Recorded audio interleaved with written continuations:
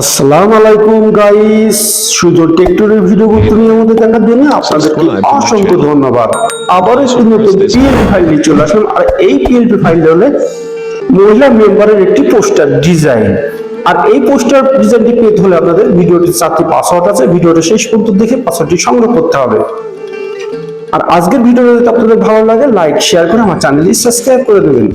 তো চলুন মোবাইলের স্ক্রিনে যাওয়া যাক।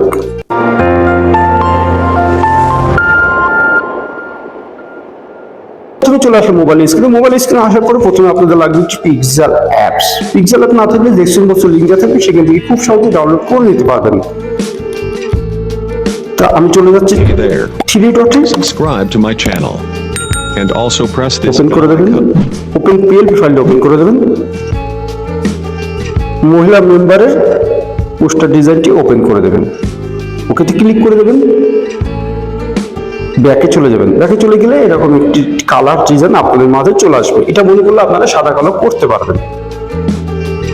এখন আপনাদের দেখাবো আপনাদের এই প্রার্থীর ছবিটি কিভাবে চেঞ্জ করবেন এবং প্রার্থীর নামটি কিভাবে পরিবর্তন করবেন সেটাও দেখিয়ে দেব।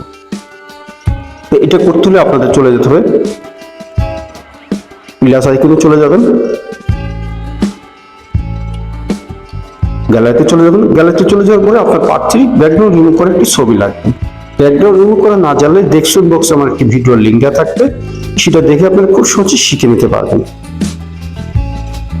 আমি এই ছবিটা নিয়ে চলে আসলাম। এই ছবিটা আপনারা ছোট বড় করবেন, এখানে হাতে করতে পারবেন।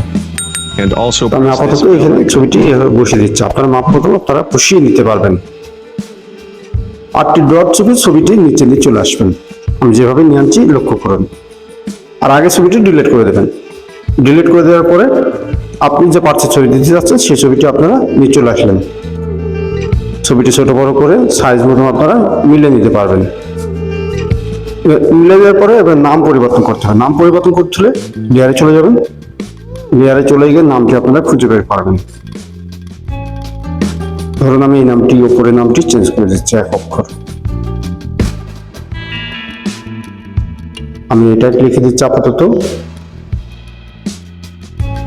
এই দেখুন এখানে নামটি পরিবর্তন হয়ে যাচ্ছে।